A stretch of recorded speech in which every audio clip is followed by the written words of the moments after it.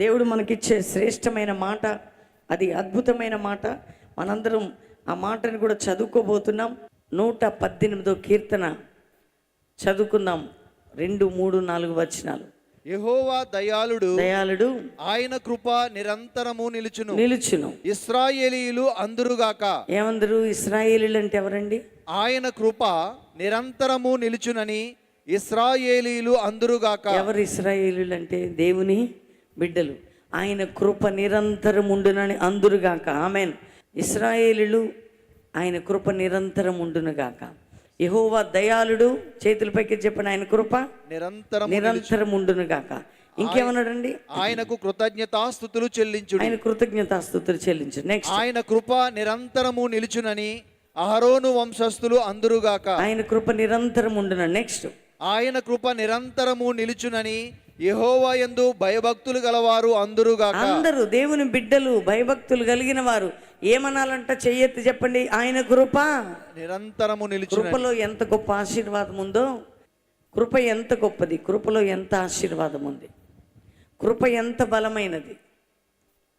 ఆ కృప నిరంతరం ఉండునుగాక అంటే దేవదూతలు ఆమేన్ అంటాయి. మనం దేవదూతలు ఏమంటారండి? ఆయన కృప నిరంతరం ఉండునుగాక అని మీరు అన్నారనుకోండి, దేవదూతలు ఏమంటాయి? ఏమంటాయి? దగ్గర చెప్పండి, ఏమంటాయి? ఆమేన్ అంటాయి. ఆయన యందు భయభక్తులు కలిగిన వారు అనాలట, ఆయన కృప నిరంతరం ఉండునుగాక. ఎందుకంటే ఆయన కృప చేత మనం రక్షించబడ్డాం. మన రక్షణకి కారణం ఎవరంటే దేవుని కృప. అమ్మో, దేవుని మహాకృపను బట్టండి ఇది జరుగుతుంది, ఆయన కృపను బట్టండి. కృప లేకపోతే ఏం లేదు.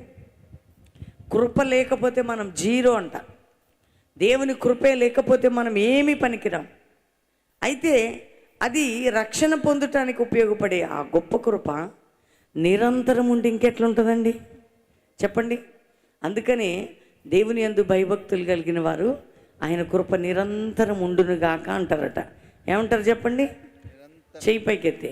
ఆయన కృప నిరంతరం నిలుచునని యెహోవా యందు భయభక్తులు గలవారు అందురుగాక. ఆమేన్. మీరందరూ ఏమనాలా? అందురుగాక. ఏమనాలా? ఆయన కృప.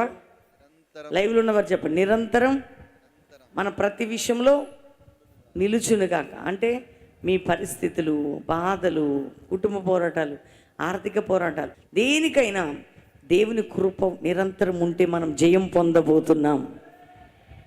అందుకని నెక్స్ట్ వచనం చదువుదాం. ఇరుకునందుండి నేను యెహోవాకు మొర్రపెట్టి తిని విశాల స్థలమందు యెహోవా నాకు ఉత్తరమిచ్చెను. ఇరుకులో, చాలా ఇరుకులండి, చాలా ఇబ్బందులండి, చాలా సమస్యలండి అని మనం అంటాం. ఇరుకునందుండి భక్తుడు మొర్ర పెట్టాడట. దేవుడు విశాల స్థలమందు ఆయనకు ఆన్సర్ ఉత్తరం ఇచ్చాడట. చాలామంది ఆత్మ సంబంధమైన ఇరుకులో ఉన్నారు, ఆర్థిక సంబంధమైన ఇరుకులో ఉన్నారు, కుటుంబపరమైన ఇరుకులో ఉన్నారు, మానసికమైన ఇరుకులో ఉన్నారు. కానీ మీ అందరికీ కూడా దేవుడికి చెప్తున్న, భక్తుడు చెప్తున్న మాట ఏంటంటే, ఈ ఇరుకులోనే మీరు మొరపెడితే దేవుడు విశాల స్థలములందు ఆ యొక్క ఆన్సర్ ఇస్తాడు, విశాల స్థలమందు మిమ్మల్ని నిలబెడతాడు. ఆమేన్. బిగ్గరగా చెప్పాలి ఆమేనని. అందుకని ఇరుకులో విశాలత కలుగజేసే దేవుడు, ఇరుకు నుండి విడిపించగలిగే దేవుడు. నెక్స్ట్ వచనం ఇంకోటి చదువుకొని మనం ముందుకెళ్దాం. యెహోవా నా పక్షముననున్నాడు, నేను భయపడను. నరులు నాకేమి చేయగలరు? ప్రార్థన చేసేవారికి ఒక ధైర్యం ఏంటంటే, దేవుడు నా పక్షం ఉన్నాడు. అందరు చెప్పండి, దేవుడు నా పక్షం ఉన్నాడు. నరులు నాకేమి చేయగలరు? నరులు నాకు ఏమి చేయగలరు? అందరు చెప్పాలి, నోరు విప్పి అందించాలి. నాకు యెహోవా నా పక్షం. అందరు చెప్పండి, నా దేవుడు నా పక్షం. అందరు చెప్పండి, నా పక్షం. గట్టిగా చెప్పండి, నా దేవుడు నా పక్షం. నరులు నాకేమీ చెయ్యగలరు. ఆమేన్. ఏది నాకేమీ చేయగలదు? ఎవరు నీ పక్షం? ఎవరు నీ పక్షం? మీరు ప్రార్థిస్తే దేవుడు నీ పక్షంగా గొప్ప కార్యాలు చేయబోతున్నాడు. దేవుడు నీ పక్షంగా వ్యాజ్యమాడబోతున్నాడు.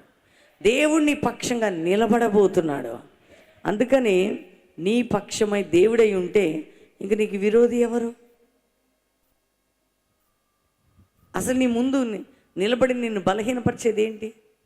నీ పక్షంగా ఉన్నాడు. ఇప్పుడు మా పక్షంగా పలానోళ్ళు ఉన్నారండి, మీ పక్షంగా పలానోళ్ళు తెచ్చుకోండి అంటాం మనం. నీ పక్షంగా పలానోళ్ళని తెచ్చుకో, మా పక్షంగా పలానోళ్ళు ఉన్నారు. ఎవరు వాళ్ళంటే నా పక్షంగా మనుషులు కాదు, నా పక్షంగా దేవుడు ఉన్నాడు. ఎవరున్నారు చెప్పండి? ఎవరున్నారు? గట్టిగా చెప్పండి. మరి నీ పక్షంగా దేవుడు ఉంటే 10,000 మంది వచ్చినా 20,000 మంది వచ్చినా ఎవరు నీ పైకి దండెత్తి వచ్చినా అపాయం నీ వద్దకు రాదు, ఏది నీ మీదకి రాదు. నెక్స్ట్ వచనం, యెహోవా నా పక్షము వహించి నాకు సహకారి అయి ఉన్నాడు.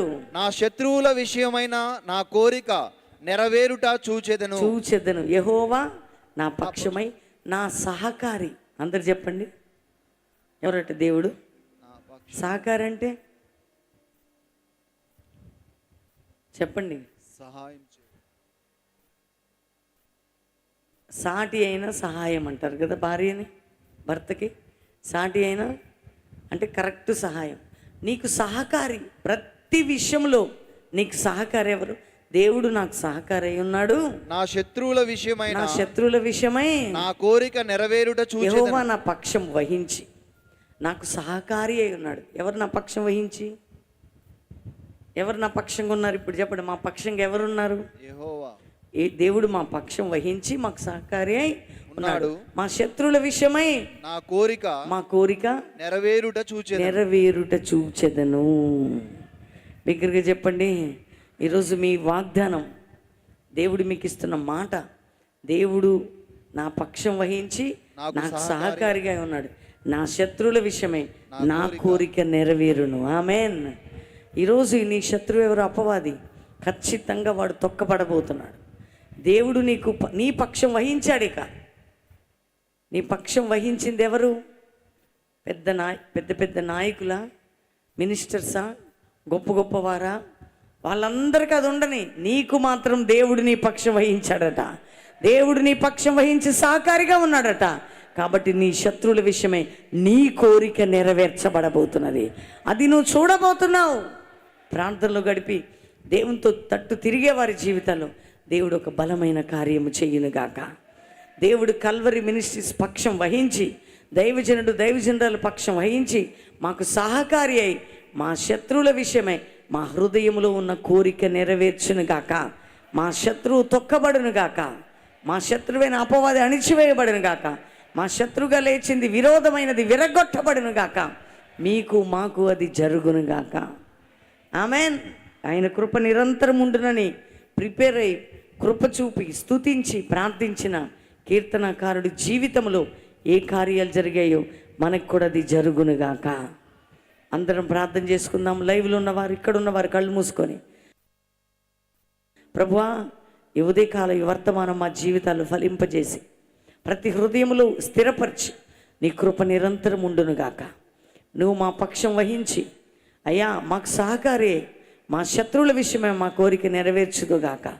నీవు మా పక్షం వహించగా మాకేం భయం లేదు, నరులు మాకేం చేయగలరు. మా జీవితాల్లో నీ వాగ్దానాలు నెరవేర్చి నువ్వు తోడయుండి నడిపించమని యేసు నామములో అడుగుచున్నాం తండ్రి. ఆమెన్. అందరు చెప్పండి ఆమెన్ అని. ప్రాముఖ్యమైన